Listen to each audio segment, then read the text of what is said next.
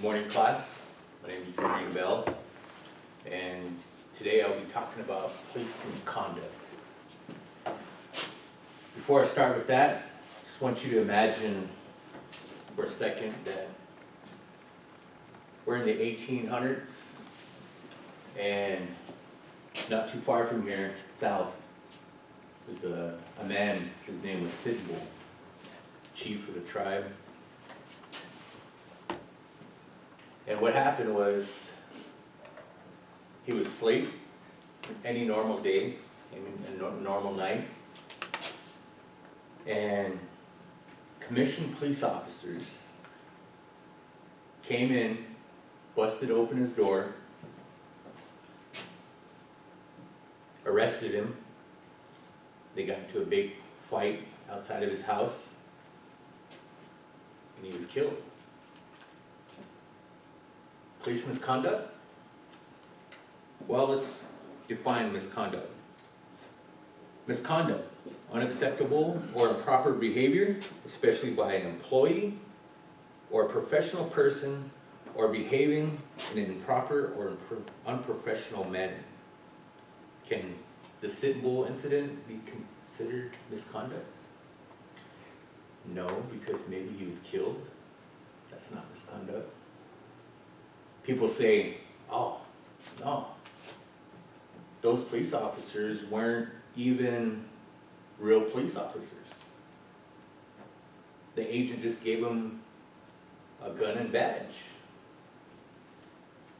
Well, isn't that what we're doing today? We're just giving people guns and badges?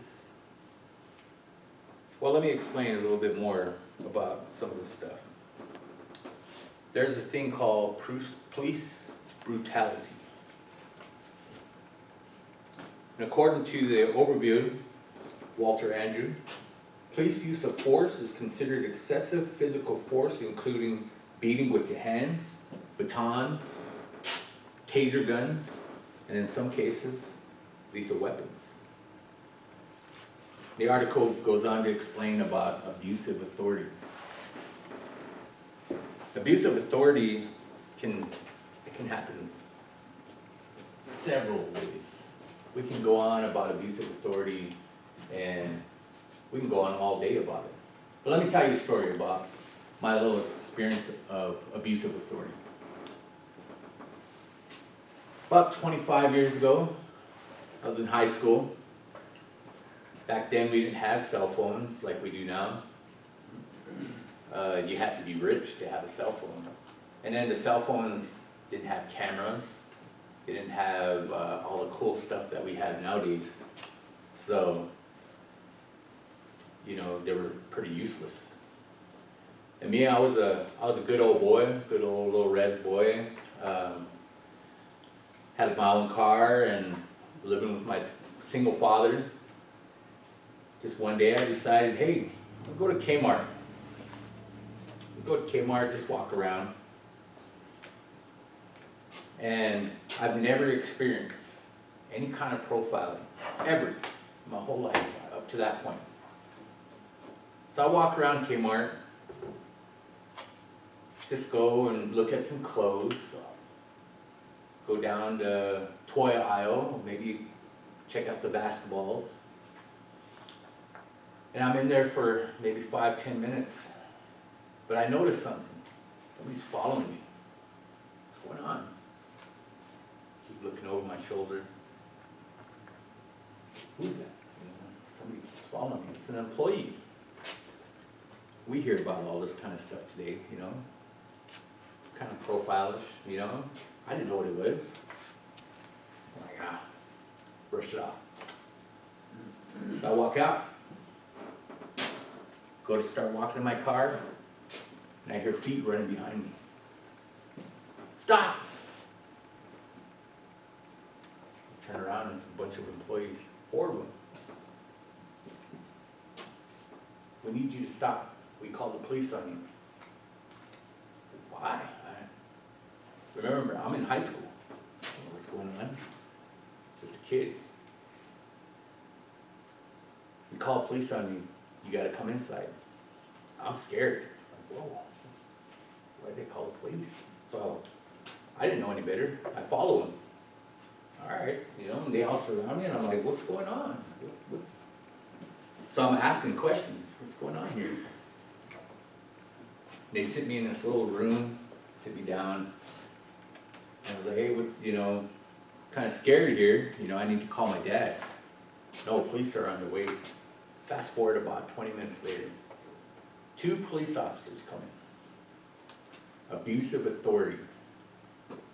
This is a good example of good cop, bad cop. My first example of any kind of cop. I've never had any cop interaction before that. And they question me. Sir, you need to empty your pockets. Okay.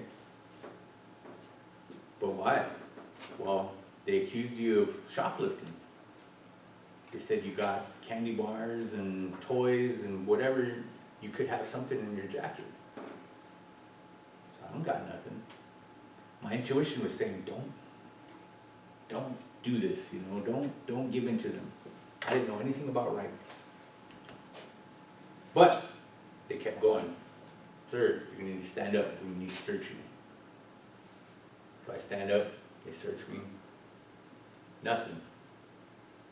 Boy, the employees are like, oh my gosh, he stole something. I know he did. All right, sir, we need you to remove your jacket. I'm like, no. So I remove my jacket. Sir, we need you to take off your shirt. I'm like, what? Why? Sir, we believe something's in your pants. We need you to take off your pants. I'm like, no. Good cop, bad cop. One cop leaves, the other cop comes in. Hey man, we're just trying to do this good. We're just trying to be a good, you know, we're trying to do our job. All you gotta do is listen. All right? Oh man, I don't know, man. That sounds kind of weird, man. And he just gets up and leaves. Next cop comes back in. Now, you don't listen to us. We're going to take you to jail for shoplifting. So you need to comply. Gets up and leaves. Next cop comes in. And they do this half an hour. I'm like, man, I can't stand this, so I comply. So according to the article Loyalty, Justice, and Rights, incidents of racial profiling towards minorities have been a forefront for these types of examples. You got to know your rights. The miscarriage of injustice that police have accused of committing can be summarized as police ignoring or violating our rights. Faust M.A. Now we can say, not all cops are bad. Nah, I wanted to be a cop. Out of high school, I was almost went into the Marines. I was like, I need to do something with my life. Maybe I should become a cop. That little incident made me want to become a cop. I wanted to be a good cop. I want to be the change. But it didn't work out, obviously. So in the article, Why We Need Good Police, this is why. Police in the United States cause more injury and death in all the wealthiest countries in the world. That's why I wanted to become a police officer. Why is this happening? Why? Why is there so much death and injury in our country than any other wealthy country? Let me give you another example of knowing your rights. Now, imagine I'm a police officer. I was going to use James as an example, but he's too smart. So, if I was a police officer, and I walked up to you and I stopped you, just randomly. You were just walking down the street, right? Say, hey, give me your ID. Would you give me your ID? No. Well, if you don't give me your ID, I'm gonna take you to jail. Would you give me your ID? No. Well, you're gonna go to jail. Is that what you want? No. Well, then I need your ID. Can you hand me your ID? Oh, I don't have it. Exactly. Knowing your rights is huge. You gotta know your rights. There's rights, little tiny things like that. There's exceptions. When we get pulled over, of course we gotta give our driver's license, our insurance. We gotta identify ourselves, right? Because we did something wrong. But if a police officer comes up to you because you're filming something out of the ordinary, it's what we do. Every day, everybody's oh man, that was cool. They think filming is bad. When you film a police officer because they're doing something wrong, they think you're violating their rights. It's kind of backwards. Now, if we had cameras back when my rights were violated, maybe that would never happen. But because of this, because of violating rights, there was all these movements that were made. Black Lives Matter. Because of Black Lives Matter, Blue Lives Matter was made. And the most ignorant one of all, in my opinion, all lives matter. In the article, Power of Social Justice Movements, the Black Lives Matter movement has taken the baton from the Civil Rights Movement because of the killing of Trayvon Martin and Emmett Till. Now, those movements, they had a lot of persuasion. People joined every single movement. Black Lives Matter. When people walked down streets, you've seen Black Lives Matter. They were hanging on their necks, holding signs. Because of that, all the families of cops and police officers, Blue Lives Matter. Reason why police officers get treated this way, or we have to use excessive force, is because the Black Lives people, they commit crimes all the time. Whoa, profile. Whoa, you step back and you're like, only a smart person, a really knowledgeable person will sit down and be like, man, that doesn't sound right. But the normal person, they'll just jump on any other side. Oh, well, yeah, you're right. Oh, no, you're right. And then the people that just ignorant, don't want to be a part of anything and think all lives matter, they go out there and all lives matter. No. You got to concentrate. There's a reason why Black Lives Matter was made. There's a reason why. Because of police misconduct, police brutality. Now, we could have went and did something back when Sitting Bull was killed. We could have made a movement then, but we didn't know any better. We weren't even citizens back then. So, we could have did something, but this is a whole new day and age. All lives matter, right? I'm going to tell you a joke. I'm going to attempt it anyway. I was talking to my wife last night, and I was like, what's a good example of Black Lives Matter? And all lives matter. How can I sum that up to you all?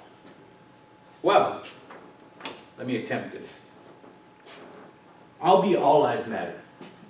The husband. My wife, she's Black Lives Matter. So imagine my wife says, babe, do you love me? Me, all lives matter? No, I love everybody. It makes no sense, right? No, I asked you if you love me. No, I love everybody. That's what Black Lives, all lives matter, blue lives. People just don't get the idea. But, again, not all police officers are bad. Not all police officers do misconduct. They can, but not all of them do. We have good police, bad police. Now the solution, there's a bunch of solutions we can go through. But my own personal solution, because I'm a first-year college student, I know I have to be here at least 2 years. And I'm gonna concentrate on one degree. I wanna get my degree in business. And I know I have to work super hard at that to go out into the world and convince businesses, banks, all these other entities that, hey, I've got my degree. I've got my degree so I can go out and do my own business. It's something I always wanted to do, start my own business, right? I want my family to not want anymore. Anybody that wants that. I can't wait for the lottery anymore, so gotta do it. So my solution, police officers, should they be in college for 2 years at least? They only go for training for 400 hours, or 3 months. Let's break it down to that. 3 months, and they're required to go down there and train, learn all these new tactics, but I don't think it's enough.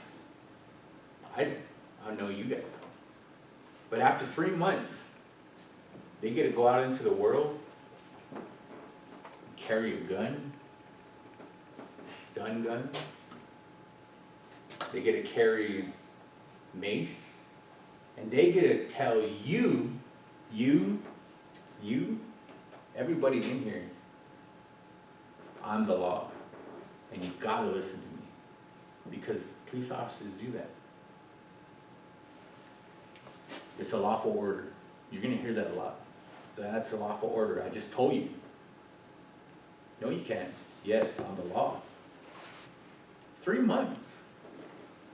And they're getting paid to do this, to go and protect us. They're supposed to protect us, but no. Police misconduct. I mean, this ain't the Old West, right?